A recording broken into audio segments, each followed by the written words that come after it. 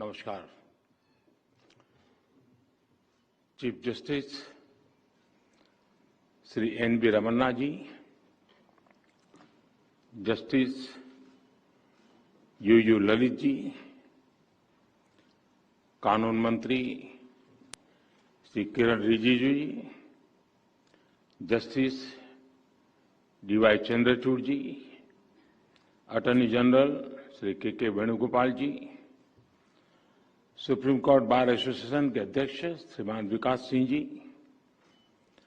और देश के न्याय व्यवस्था से जुड़े देवियों और सज्जनों,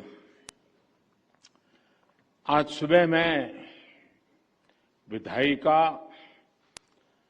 और कार्यपालिका के साथियों के साथ था और अब न्यायपालिका से जुड़े आप सभी विद्वानों के बीच में हूं। हम सभी की अलग अलग भूमिकाएं, अलग अलग जिम्मेदारियां और काम करने के तरीके भी अलग अलग हो सकते हैं, लेकिन हमारी आस्था, हमारी प्रेरणा, हमारी ऊर्जा का स्रोत एक ही है, हमारा संविधान। मुझे खुशी है कि आज हमारी ये सामूहिक भावना संविधान दिवस पर इस आयोजन के रूप में व्यक्त हो रही है। हमारे संवैधानिक संकल्पों को मजबूत कर रही है। इस कार्य से जुड़े सभी लोग अभिनंदन के अधिकारी हैं। माननीय, आजादी के लिए जीने मरने वाले लोगों ने जो सपने देखे थे, उन सपनों के प्रकाश में और हजारों साल की भारत की महान परंपरा को, और इसलिए आज मुझे संतोष है कि देश में संविधान की इस मूल भावना के अनुरूप एक्सक्लूजन को इंक्लूजन में बदलने का भगीरथ अभियान तेजी से चल रहा है। और इसका जो सबसे बड़ा लाभ क्या हुआ है, ये भी हमें समझना होगा। जिन 2 करोड़ से अधिक गरीबों को आज अपना पक्का घर मिला है, जिन 8 करोड़ से अधिक गरीब परिवारों को उज्ज्वला योजना के तहत मुफ्त गैस कनेक्शन मिला है, जिन 50 करोड़ से अधिक गरीबों को बड़े से बड़े अस्पताल में 5 लाख रुपए तक का मुफ्त इलाज सुनिश्चित हुआ है, जिन करोड़ों गरीबों की पहली बार बीमा और पेंशन जैसी बुनियादी सुविधाएं मिली है, उन गरीबों के जीवन की बहुत बड़ी चिंता कम हुई है। ये योजनाएं उनके लिए बड़ा संबल बनी है। इसी कोरोना काल में पिछले कई महीनों से 80 करोड़ से अधिक लोगों को मुफ्त अनाज सुनिश्चित किया जा रहा है। प्रधानमंत्री गरीब कल्याण अन्न योजना पर सरकार 2,60,000 करोड़ रुपए से अधिक खर्च करके गरीबों को मुफ्त अनाज दे रही है। अभी कल ही हमने इस योजना को अगले वर्ष मार्च महीने तक के लिए बढ़ा दिया है। हमारे जो डायरेक्टिव प्रिंसिपल्स हैं, वो कहते हैं citizens, man and women equally have the right to an adequate means of livelihood. वो इसी भावना का ही तो प्रतिबिंब है। आप सभी ये मानेंगे कि जब देश का सामान्य मानवी, देश का गरीब विकास की मुख्य धारा से जुड़ता है, जब उसे इक्वलिटी और इक्वल अपॉर्चुनिटी मिलती है, तो उसकी दुनिया पूरी तरह बदल जाती है। जब रेहड़ी, ठेले, पटरी वाले भी बैंक क्रेडिट की व्यवस्था से जुड़ता है, तो उसको राष्ट्र निर्माण में भागीदारी का एहसास होता है। जब दिव्यांगों को उनको ध्यान में रखते हुए पब्लिक प्लेसेस, पब्लिक ट्रांसपोर्ट और दूसरी सुविधाओं का निर्माण होता है, जब उन्हें आजादी के 70 साल बाद पहली बार कॉमन साइन लैंग्वेज मिलती है, तो उनमें आत्मविश्वास जगता है। जब ट्रांसजेंडर को कानूनी संरक्षण मिलता है, ट्रांसजेंडर को पद्म पुरस्कार मिलते हैं, तो उनकी भी समाज पर, संविधान पर आस्था और मजबूत होती है। जब 3 तलाक जैसी कुरीति के विरुद्ध कड़ा कानून बनता है, तो उन बहन बेटियों का संविधान पर भरोसा और सशक्त होता है, जो हर तरह से नाउम्मीद हो चुकी थी। महानुभाव, सबका साथ, सबका विकास, सबका विश्वास, सबका प्रयास, ये संविधान की भावना का सबसे सशक्त प्रकटीकरण है। संविधान के लिए समर्पित सरकार विकास में भेद नहीं करती, और ये हमने करके दिखाया है। आज गरीब से गरीब को भी क्वालिटी इंफ्रास्ट्रक्चर तक वही एक्सेस मिल रहा है जो कभी साधन संपन्न लोगों तक सीमित था। आज लद्दाख, अंडमान और निकोबार, नॉर्थ ईस्ट के विकास, इन सभी क्षेत्रों पर देश का उतना ही फोकस है जितना दिल्ली और मुंबई जैसे मेट्रो शहरों पर है। लेकिन इन सब के बीच मैं एक और बात की तरफ आपको ध्यान दिलाऊंगा। आपने भी जरूर अनुभव किया होगा कि जब सरकार किसी एक वर्ग के लिए, किसी एक छोटे से टुकड़े के लिए कुछ करती है, तो बड़ी उदारवादी कहलाती है। उसकी बड़ी प्रशंसा होती है कि उनके लिए कुछ किया। लेकिन मैं हैरान हूं, कभी कभी हम देखते हैं कोई सरकार एकाध राज्य के लिए कुछ कर ले, कुछ राज्य की भलाई का कोई काम कर दे, तो भी वाहवाही हो जाती है। लेकिन जब सरकार सबके लिए करती है, हर नागरिक के लिए करती है, हर राज्य के लिए करती है, तो उसे उतना महत्व नहीं दिया जाता जिसका कभी कभी तो उसका जिक्र तक नहीं होता है। सरकार की योजनाओं से कैसे हर वर्ग का, हर राज्य का समान रूप से भला हो रहा है, इस पर उतना ध्यान नहीं दिया जाता है। पिछले 7 वर्षों में हमने बिना भेदभाव के, बिना पक्षपात के विकास के हर व्यक्ति, हर वर्ग और देश के हर कोने तक पहुंचाने का प्रयास किया है। इस साल 15 अगस्त को मैंने गरीब कल्याण से जुड़ी योजनाओं के सैचुरेशन की बात कही, और इसके लिए हम मिशन मोड पर जुटे भी हैं। सर्वजन हिताय, सर्वजन सुखाय, इस मंत्र को लेकर के कार्य करने का हमारा प्रयास है।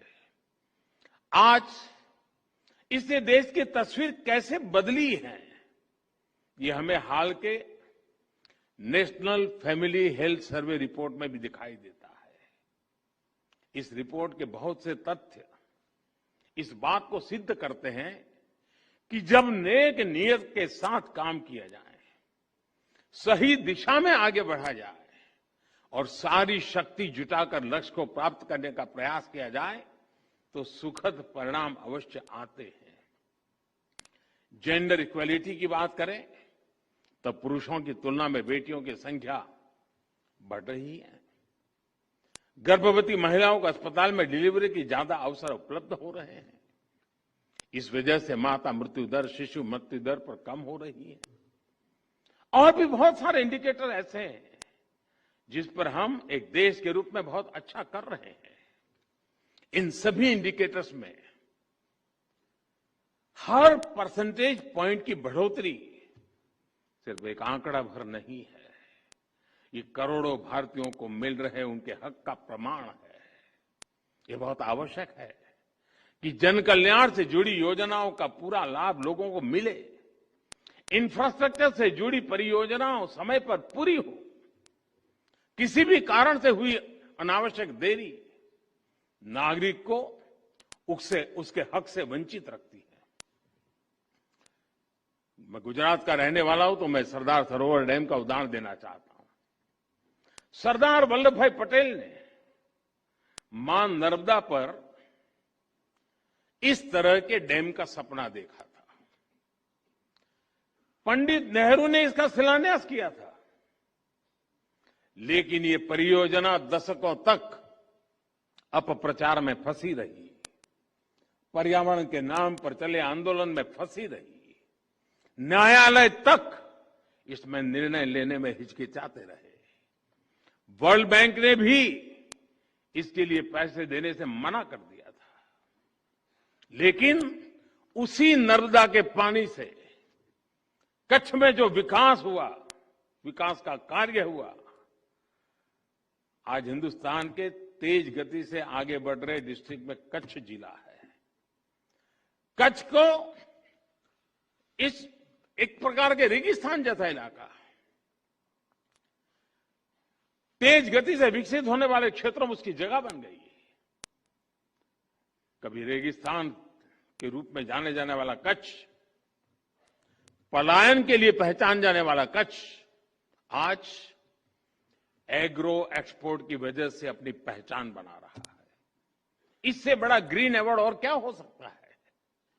माननीय भारत के लिए और विश्व के अनेक देशों के लिए, हमारी अनेक पीढ़ियों के लिए उपनिवेशवाद, कॉलोनियलिज्म, उपनिवेशवाद की बेड़ियों में जकड़े हुए जीना एक मजबूरी थी। भारत की आजादी के समय से पूरे विश्व में एक पोस्ट कॉलोनियल कालखंड की शुरुआत हुई, अनेकों देश आजाद हुए।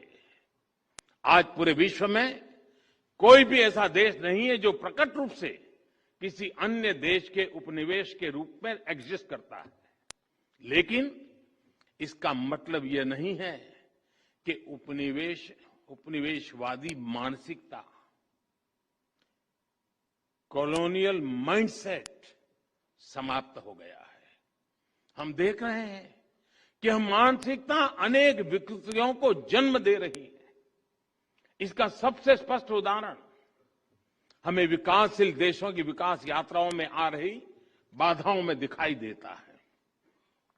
जिन साधनों से, जिन मार्गों पर चलते हुए विकसित विश्व आज के मुकाम पर पहुंचा है, आज वही साधन, वही मार्ग विकासशील देशों के लिए बंद करने के लिए प्रयास किए जाते हैं।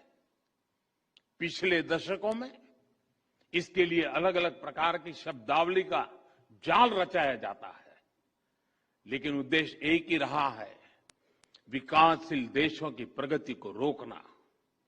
आजकल हम देखते हैं कि पर्यावरण के विषय को भी इसी काम के लिए हाईजैक करने का प्रयास हो रहा है। कुछ सप्ताह पहले हमने COP26 समिट में इसका जीवंत उदाहरण देखा है। अगर एब्सोल्यूट क्यूमुलेटिव एमिशंस की बात करें तो विकसित देशों ने मिलकर 1850 से अब तक, 1815 से अब तक भारत से 15 गुना अधिक उत्सर्जन किया है। अगर हम पर कैपिटा बेसिस की बात करें तो भी विकसित देशों ने भारत के मुकाबले 15 गुना अधिक उत्सर्जन किया है। अमेरिका और यूरोपीय संघ ने मिलकर भारत की तुलना में 11 गुना अधिक एब्सोल्यूट क्यूमुलेटिव एमिशन किया है। इसमें भी पर कैपिटा बेसिस को आधार बनाए तो अमेरिका और यूरोपीय संघ ने भारत की तुलना में 20 गुना अधिक उत्सर्जन किया है। फिर भी आज, और हमें गर्व है, भारत जिसकी सभ्यता और संस्कृति में ही प्रकृति के साथ जीने की प्रवृत्ति है, जहां पत्थरों में, पेड़ों में, प्रकृति के कण कण में, जहां पौधे में भी परमात्मा देखा जाता है, उसका स्वरूप देखा जाता है, जहां धरती को मां के रूप में पूजा जाता है, उस भारत को पर्यावरण संरक्षण के उपदेश सुनाए जाते हैं। और हमारे लिए ये मूल्य सिर्फ किताबी नहीं है, किताबी बातें नहीं है। आज भारत में लायन, टाइगर, डॉल्फिन आदि की संख्या और अनेक प्रकार की बायोडायवर्सिटी के मानकों में लगातार सुधार हो रहा है। भारत में वन क्षेत्र बढ़ रहा है। भारत में डिग्रेडेड लैंड का सुधार हो रहा है। गाड़ियों के ईंधन के मानकों को हमने स्वेच्छा से बढ़ाया है। हर प्रकार की रिन्यूएबल एनर्जी, उस क्षेत्र में हम विश्व के अग्रणी देशों में हैं। और पेरिस समझौते के लक्ष्यों को समय से पहले प्राप्त करने की ओर अग्रसर अगर कोई है तो एकमात्र हिंदुस्तान है। G20 देशों के समूह में अच्छे से अच्छा काम करने वाला कोई देश है, दुनिया ने माना है, वो हिंदुस्तान है। और फिर भी ऐसे भारत पर पर्यावरण के नाम पर भांति भांति के दबाव बनाए जाते हैं। यह सब उपनिवेशवाद मानसिकता का ही परिणाम है। लेकिन दुर्भाग्य यह है कि हमारे देश में भी ऐसी ही मानसिकता के चलते अपने ही देश के विकास में रोड़े अटकाए जाते हैं। कभी फ्रीडम ऑफ एक्सप्रेशन के नाम पर, तो कभी किसी और चीज का सहारा लेकर। हमारे देश की परिस्थितियां, हमारे युवाओं की आकांक्षाएं, सपनों को बिना जाने समझे बहुत सी बार दूसरे देशों के बेंचमार्क पर भारत को तोलने का प्रयास होता है और इसकी आड़ में विकास के रास्ते बंद करने की कोशिश होती है। इसका नुकसान ये जो करते हैं ऐसे लोगों को भुगतना नहीं पड़ता है। इसका नुकसान भुगतना पड़ता है उस मां को जिसका बच्चा बिजली प्लांट स्थापित न होने के कारण पढ़ नहीं पाता। इसका नुकसान भुगतना पड़ता है उस पिता को जो रुके हुए सड़क प्रोजेक्ट के कारण अपनी संतान को समय पर अस्पताल नहीं पहुंचा पाता।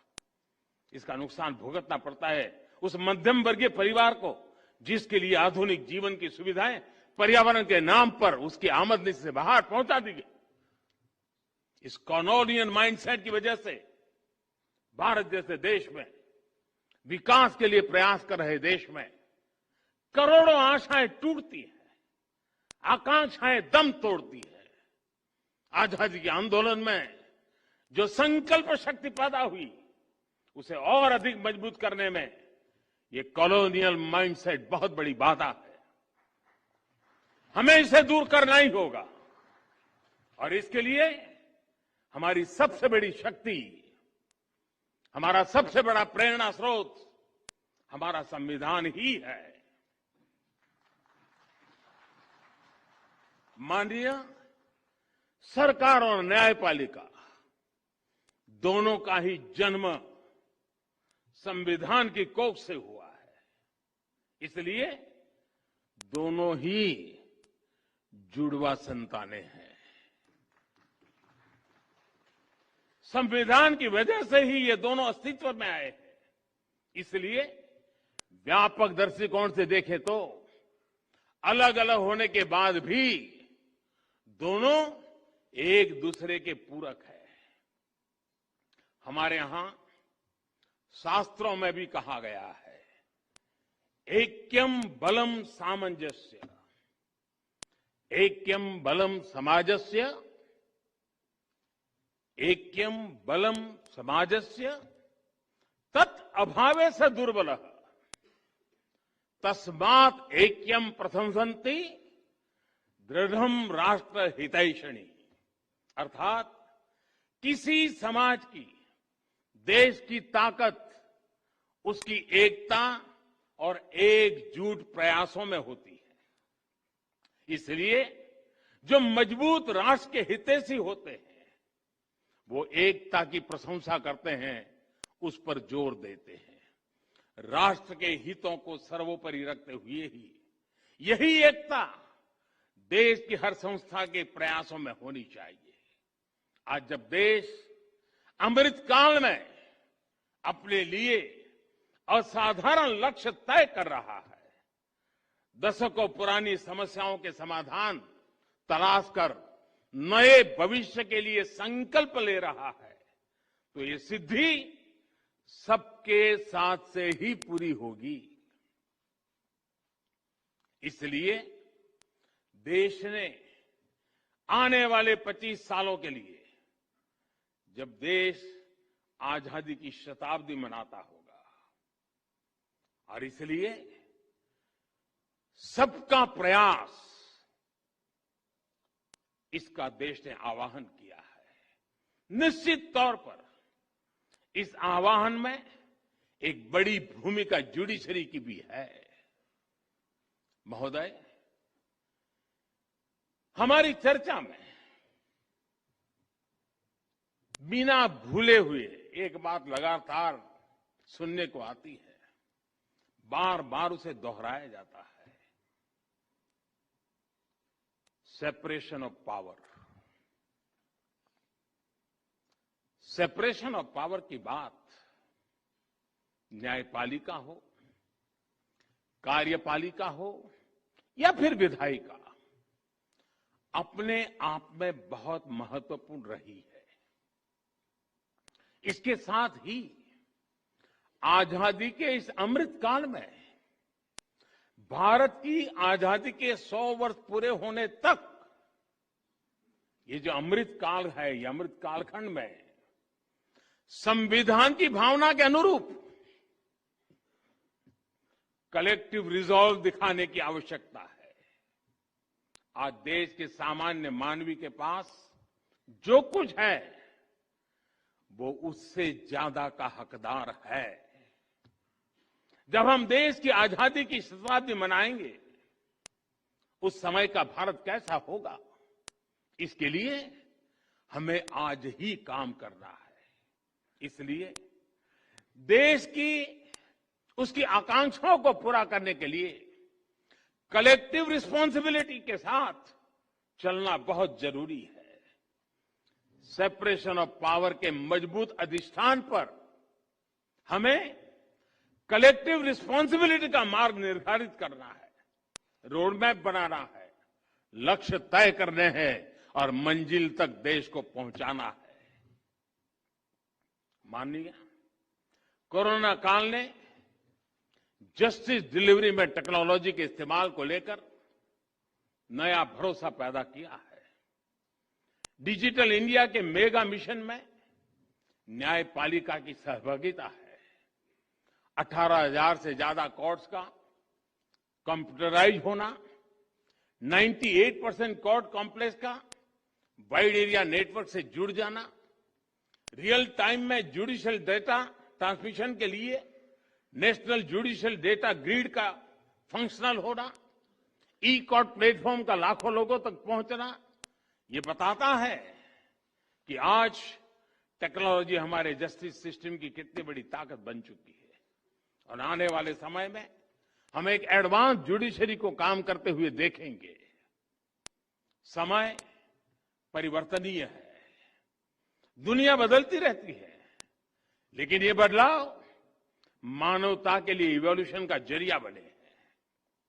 ऐसा इसलिए क्योंकि मानवता ने इन बदलावों को स्वीकार किया और साथ ही मानवीय मूल्यों को शाश्वत बनाए रखा। न्याय की अवधारणा इन मानवीय मूल्यों का सबसे परिष्कृत विचार है और संविधान न्याय की इस अवधारणा की सबसे परिष्कृत व्यवस्था है। इस व्यवस्था को गतिशील और प्रगतिशील बनाए रखने का दायित्व हम सभी पर है। अपनी इन भूमिकाओं का निर्वाह हम सब पूरी निष्ठा से करेंगे और आजादी के 100 साल से पहले एक नए भारत का सपना पूरा होगा। हम लगातार उन बातों से प्रेरित हैं जिस बात के लिए हम गर्व करते हैं और वो मंत्र हमारे लिए है संगच्छध्वम् संवदवदम् संवो मनासानि जानताम्। हमारे लक्ष्य समान हो, हमारे मन समान हो और हम साथ मिलकर उन लक्ष्यों को प्राप्त करें।